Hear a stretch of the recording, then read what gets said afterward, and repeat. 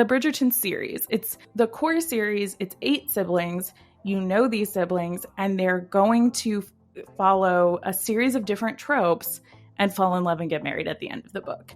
And yeah, I just described 90% of romances. We still get sucked into each of these other books, though. Bridgerton is really interesting for me as someone who like reads a lot of historical, loves a lot of historical, and finds that Bridgerton is not the most technically interesting, challenging, or unique of historical. Like, I don't think it's the best of historical romance at all. And I don't say that to be like unkind. I obviously have read and really enjoyed those books, and the show is excellent, and I like really enjoy talking about Bridgerton. But it's interesting because there's so much more out there, and still like it.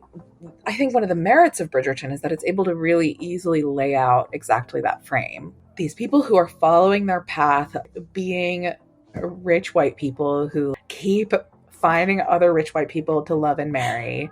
And it is so compelling every time, because when you're looking at something like a frame that is so familiar, you get to really delve into the idea of a character, this individual person navigating a really well-worn frame of like meet, argue and bicker, a sexual tension unfolds, marriage happens at the end, right? Like when you're looking at the marriage plot, there's such an ability to sort of dive into like what makes this essential quality of each person going through the same old well-traveled path. So I'm partial to the second and the third book, and I also actually really like Francesca's. So I'm talking about Anthony and Kate, Sophie and Benedict, and Francesca and Michael, I believe. It's been a while since I read them.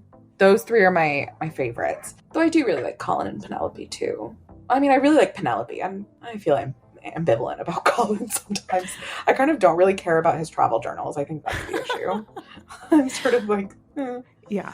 Penelope's the brains in this equation. Yeah, he did a lot. In terms of like why this repetition works, I think you get such a distinct sense of like who Anthony and Kate are, who Sophie and Benedict are. Like the specific way that they are formed as people and their individual stories, and the making of, I find particularly Sophie interesting. Like the making of Sophie, who is in effect supposed to play Cinderella in a retelling of Cinderella, is a really interesting, complicated character for me.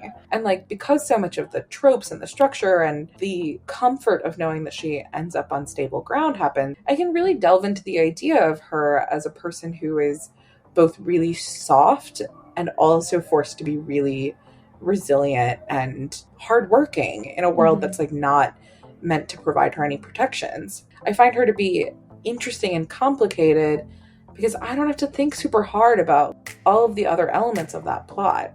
I'm interested in what it takes for someone who's only ever looked out for themselves being taken care of by somebody. Like that, I think is interesting. And also like a really essential human question.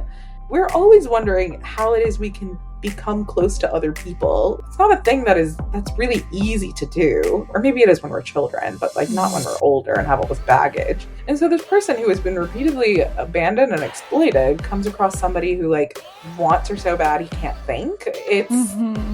It's a complicated dilemma that she comes across, where she like has to trust both her experience and her gut, and also this feeling of, I would like very much to like let the reins go. I don't want to have to work so hard anymore. I don't know. That's also kind of like the thesis of Fleabag, isn't it? Like this person who works really hard at being like a good person and maybe doesn't always succeed, and also is like looking for people to be there for her. Like these are all interesting, complicated stories because I don't have to think so hard about like Sophie's eventual happiness. I'm allowed to like sit in that space of her characterization longer. So that's, I think, one thing that I find useful about repetition.